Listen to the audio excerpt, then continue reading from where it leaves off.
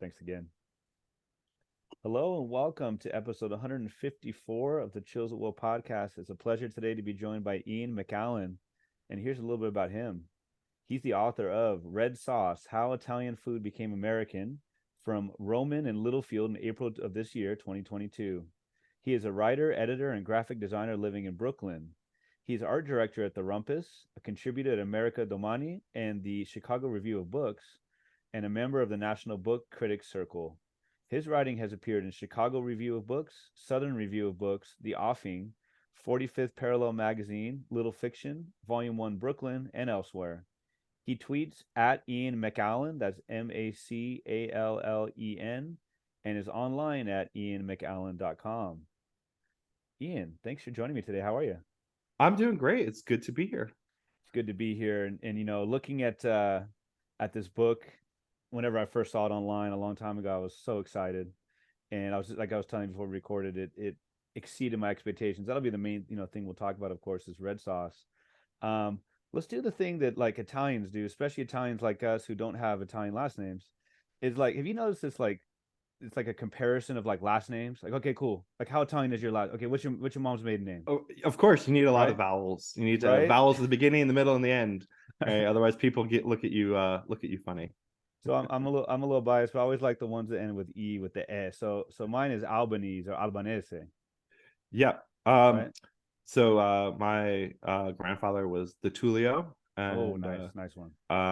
and I believe that means something having to do with the Greeks, which Okay. the Greeks had control of the far south of Italy for a period Right. of time.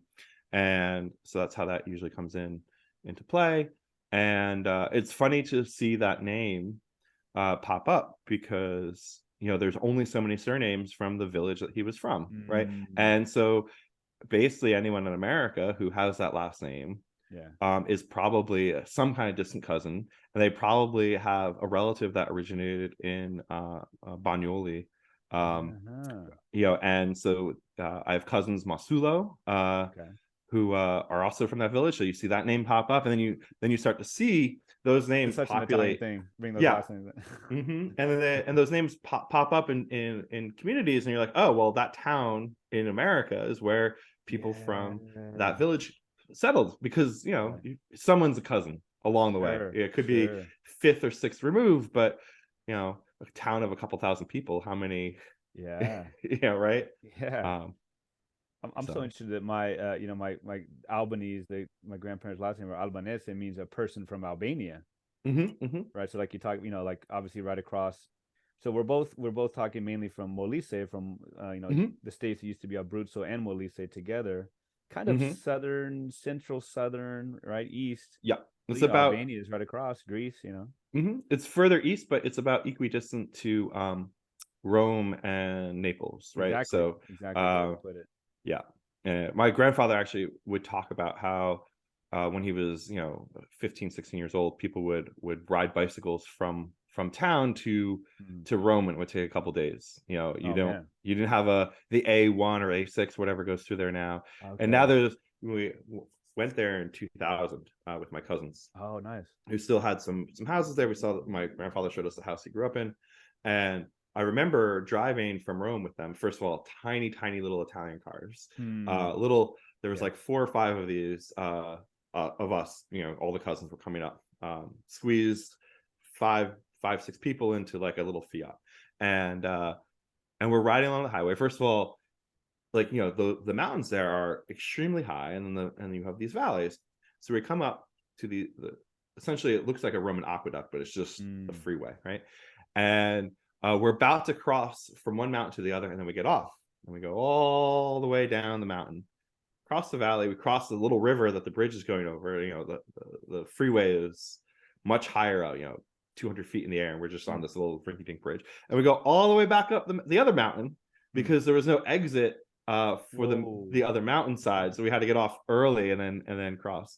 And I do remember that. And then we're drive up to the peak, and the town is basically perched on the top of this mountainside, right? Oh man. And with the local church is at the very top, and then there's a couple rows of stepped terraced streets that are built into the side of that mountain. And then my grandfather's house and his cousins had houses along what would be like sort of the lowest of the the terraces. So their backyard, which was essentially like a very, very steep vertical cliff, had, you were just like the last row of houses, then you had a field, or a rocky outcrop that was sort of a field, which is sort of the problem, right? It is why so many people in southern Italy left, is you're growing food in rocky soil, and the land was not particularly fertile. So that's so cool. You talk a lot in the book about authenticity, and you got the authentic Italian experience, right? Well, so to me, like, part of that is like, what is authenticity, right? Like, in a way, to me, red sauce, like what we think of as Italian American food, is authentic. It is just not authentically Italian, it's authentically Italian American, right?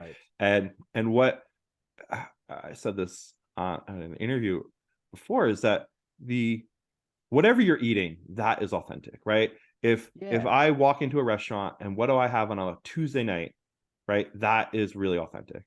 And that changes over time, right? Like, growing up, I would, pizzeria takeout, Chinese takeout. Maybe I had sushi by the time I was 15, right? That was sort of authentically growing up in North Jersey, bagels, pizza, Chinese takeout, maybe sushi, right?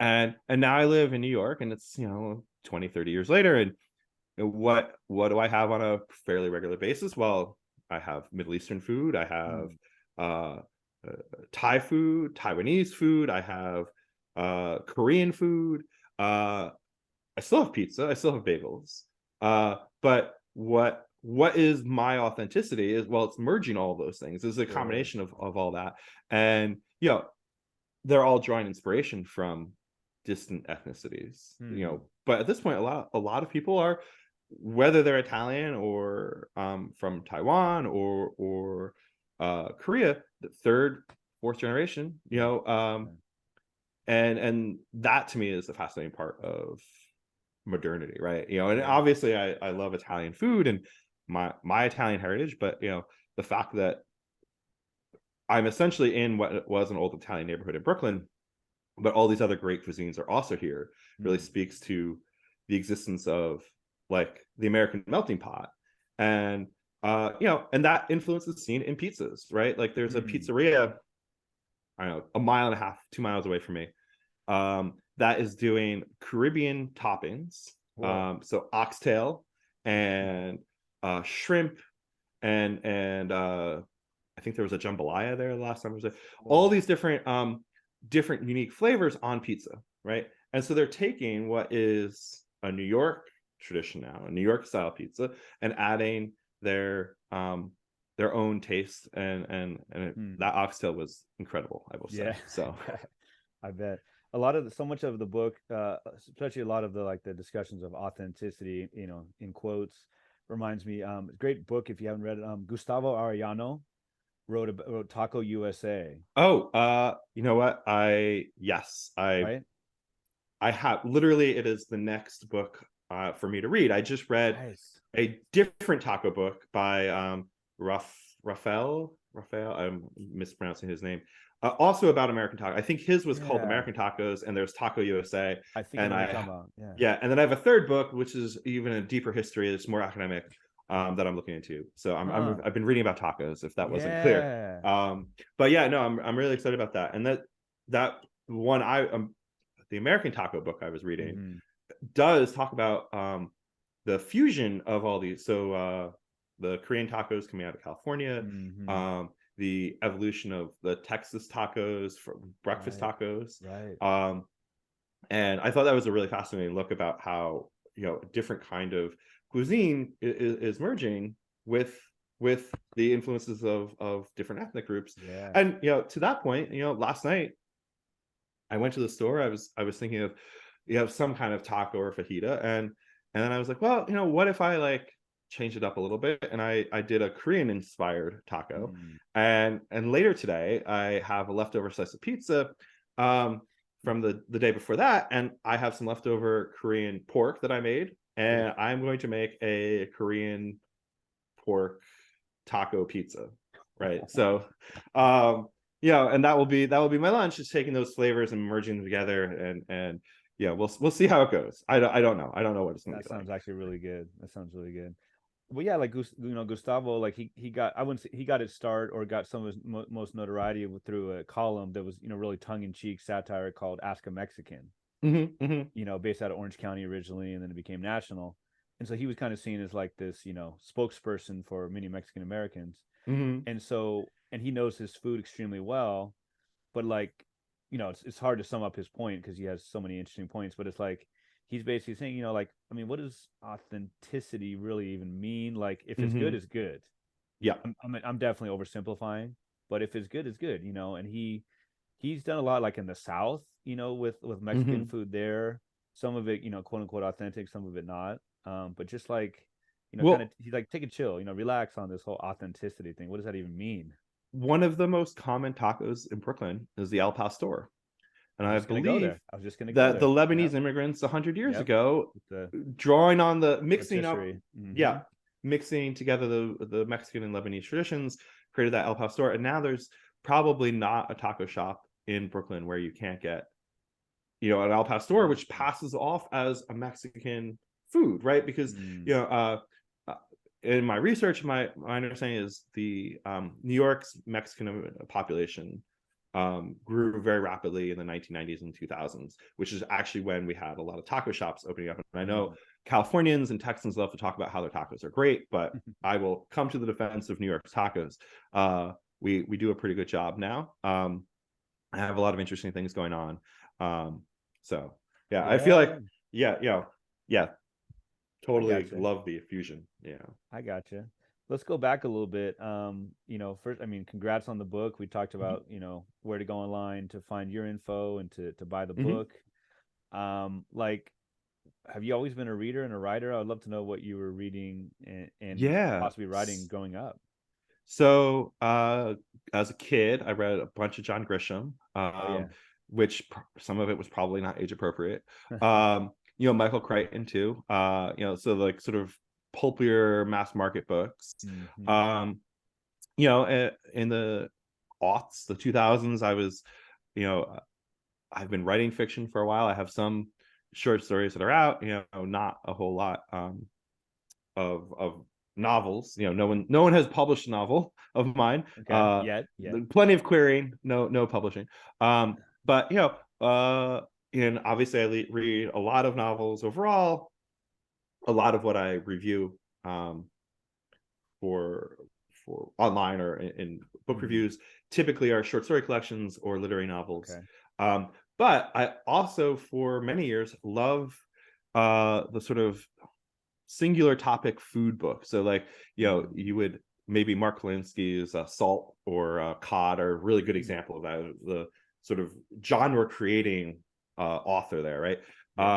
And so I read a lot of food books, butter, cheese. I read a hamburger book, all a whole bunch of those different kinds of stories, and a lot of them they're different ways of approaching it. Like cod and salt are really looking at the history of those kinds of foods, but also like the implications in a broader history. But then there's also like with like cheese, for instance, or cheddar. I'm sorry, cheddar was the book I had just read, where you're looking at the actual food and less about the history and how the implications of that. And so, having read a lot of almost what I would describe as biographies of a food, right? Like, it got me thinking about, Italian American food. And there's a great book by John Mariani called How Italian Food Conquered the World, I believe it is. And that's about a decade old. And I did read that. But the way he approaches Italian food is all Italian food in the world is sort of derived from the singular tradition of Italy. And so Italian American food he recognizes as a separate kind of cuisine, but is part in his sort of narrative, part of the broader Italian that has spread across the world. And so he talks about Italian food in the rest of Europe, Italian food in America, Italian food in South America. Whereas I was really approaching it as like, this is a separate cuisine. Red sauce, Italian American food is specifically a separate cuisine. It should be respected as its own thing. And then in addition to that, really trying to find, where did these things come from? Who or what invented them? How did they arrive in the United States? How did they become nationalized in a way? Like, and so this is actually, I think, a worthwhile distinction. Is there are definitely foods local to a particular place that I didn't necessarily talk about in a broad way, in part because I was really thinking of it as, if I went into a red sauce joint in Minneapolis or Boston or Virginia or California, what foods would I find on that menu in every one of those places? Even if there's a slight difference in the way it's prepared, I can find a chicken parm or veal parm in any red sauce pizzeria in America, right? Same with penne alla vodka, just about. I don't think, I think if I said to the waiter, I'm like, I don't see it on the menu, I really like it. Do you have vodka? Can you make a penne alla vodka? They probably would figure it out if I, whereas like some of the other smaller dishes tended to be more regional, that I ended up cutting or not talking about. And I thought that was an important distinction too, is in the broader narrative of how do Italian Americans get integrated into sort of mainstream American society. It was really about those sort of like broader trends. So if I didn't talk about someone's favorite recipe, I apologize, but it was probably because it's very local to what they were doing. Yeah, that's interesting what you talked about, that about the, I guess it could be said for a lot of cultures, if not all, like where it's just kind of a general like pan Italian menu in many places, right? I don't, we talk about Molise and our family's from there. I don't necessarily know a lot of the food I grew up with. I think maybe aglio e olio is kind of around from that area. Not that it's the only one, but well, and as we talked about, is because it was part of Abruzzo at one point, and actually I think a little bit of it was actually part of Campania, maybe. I'm okay. Yeah, and I don't know exactly how they cut that up. I think it was in the late 50s that they did that. Some of the historical elements of it are more difficult to trace because they refer to it as Abruzzo, right? And so individually, you're like, well, was it part of like a regional Molise tradition, or was it more of a Abruzzo thing? And then there's some that are very like Grigia, Matriciana, and in that sort of family of sauces, right? There is a sentimental attachment, right? So Amatrice is sentimentally attached to Amatriciana. Well, is that Roman? Is it from Amatrice? Is it from the greater Lazio region? Right. And then on top of that, there is in Abruzzo, there's another community that claims some, I think it was one of the original Regia concoctions or variations of that. And so all of these different places are claiming very similar things. And I think the other important element to recognize is, just because we call something a thing now, right? Carbonara is a really great example of that, right? We all could identify a carbonara as it has egg in it, which creates that creaminess. Some recipes, particularly in America, have actual cream, although Italian recipes typically don't. You have pancetta or bacon, and it's mixed in pasta with cheese and pepper, right? So that combination we refer to a carbonara. It kind of only materialized in Italy in the post-war period as carbonara. But there are versions of that exist that are not called carbonara before the war in the 19th century. And frankly, like probably the combination of those ingredients, it's not like tomatoes, which aren't originally from Italy, right? So cured pork, something that's been around for thousands of years. Hard cheese, been around for thousands of years. Black pepper, more difficult to come by, but people were importing it. And the final thing, eggs, like, every bird in the country lays some kind of egg, right? So mixing those things together with your pasta, all you really need to do is invent the pasta, right? You've had those other things for a long time. And so I think you probably had people making some variation of that for a long time. Yeah. And then the reverse of that is when you come across a dish that has many different the same name but many different preparations depending on where you are, right? So even marinara, which today in America is typically just like a thin red sauce, there are many different variations of that, some with fish, some without fish, some that's more like a puttanesca, depending on where you were and what region you were from. The standardization of that in America particularly, I think, probably owes a lot to sort of the nationalization of foods like pizzerias, right? Like where you have these sort of set menus from the red sauce cuisine that you then have to come up with a term that is interchangeable for everyone to know. And even early American versions of marinara sometimes would be referred to as marinari, right? Just like misspellings that like are published in newspapers and cookbooks and things like that. And it's a little confusing. And then you realize, oh no, they just mean like a thin red tomato sauce. Yeah. So, like the I think of like what my grandpa's was, both parents are from Molise. I think of like, maybe, what he liked, and I don't necessarily know if they were regional to where he's from.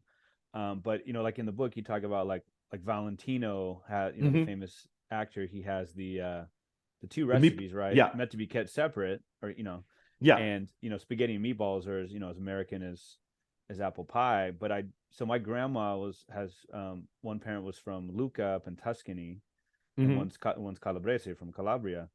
And so I got, okay, that's cool, because she definitely would make the meatball like you talking about the book separate. It was its own meal. I've started making those more recently. They're bigger. She used to do them in the green pepper and the bell pepper. But it's just like, that was the way it was done in their region, and it was not part of the spaghetti necessarily. Yeah, the other half of my mother's family was from the Naples area. And and so Neapolitan ragu is really one of the most, like, probably the largest influence on the way Americans think of tomato sauce, right? It's just it's a big pot of tomatoes with maybe some meat involved in it, right? But that meat can vary depending on who you are, what day of the week it is, and so on. And so my grandmother apparently would make a Neapolitan ragu with veal shank, sometimes sausages, sometimes meatballs, but always would separate the two. The sauce would then go over the pasta. The meat would be plated separately. And and I think it's really fascinating is even in the early English cookbooks that are of Italian food, right? It's like essentially either translations or a compilation of Italian recipes that are then translated into English. They talk about the sort of very formal Italian style of the starter, the first course, which is a pasta or a rice, and then the entree, what we would call the entree, the meat part. And so to me, I didn't grow up in the 1900s, so I don't really know, but the fact that it's included in so many of those books to me indicates that people were holding on to that tradition even if they were poor, right? So they would find a way of mimicking that formality.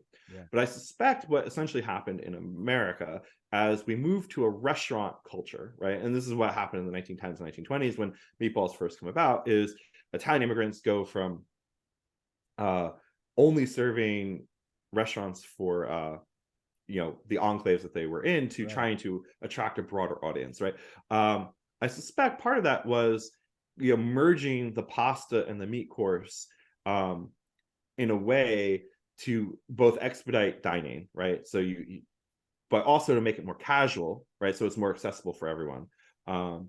And so all those things I think combine into having spaghetti with meatballs on top, right? It's just like an easier way of consuming that. And then the other element of that is spaghetti was like a hugely popular shape in the early 20th century, right? In a way, spaghetti was synonymous with pasta for a long time. No doubt. So I think all those things combine to create this very iconic American meal. Although this is the final element of this, is there almost every Italian American dish you might find an example of something that looks like or mimics that in a very localized way in Italy. So there actually is a couple places that will serve little tiny pulpatini Right. meatballs, Polpette, my grandma called them. Yeah. integrated with a pasta and a tomato sauce. Like, so it looks not all that different. The meatballs themselves are a little bit smaller, which let me tell you is not easy to make little meatball. I much prefer a larger meatball Right. because it goes faster. But to say, oh, that is definitely where spaghetti meatballs in America comes from. Well, no, not really. Like, Yeah. that was one little community. Sure. You don't, yes, some of those people might have come to America during the Great Wave of Immigration, but like, were those 10 people responsible for making spaghetti meatballs a national dish? Probably not. It was probably more the macaroni advertisement that says you should combine your spaghetti and your meatballs, and it was probably more Chef Boyardee who was like, here's your spaghetti with little meatballs, right? Yeah. And so a lot of what we think of as cultures actually have been created by advertisements and marketing.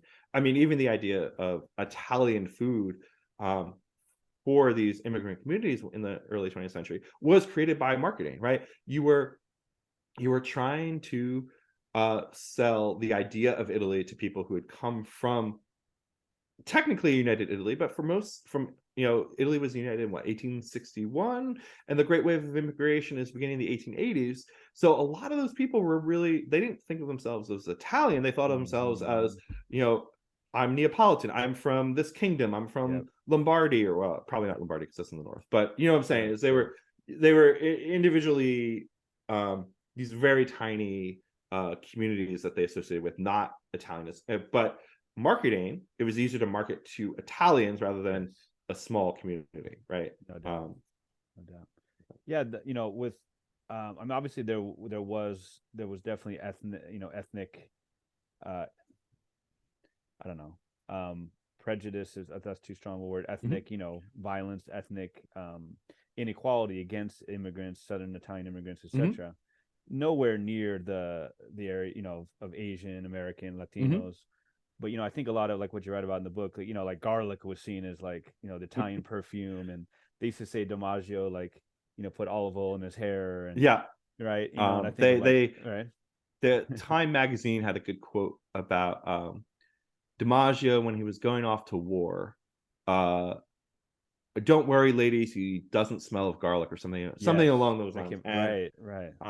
Yeah, no, I mean, certainly the amazing thing is in the early 20th century, Italian cuisine, Italian American food was seen as foreign, right? Was seen as foreign and attacked, right? Not physically attacked, but like government would go after it, right? So they were trying to indoctrinate Italian American children in public schools by I don't want to say force feeding them, but like giving them lunches that were seen as more American, so white bread and butter and things that were like very pale and didn't have any flavor of garlic. That was a great point. Sorry, but about the cleanliness as well, right? Showing cleanliness, white bread versus and then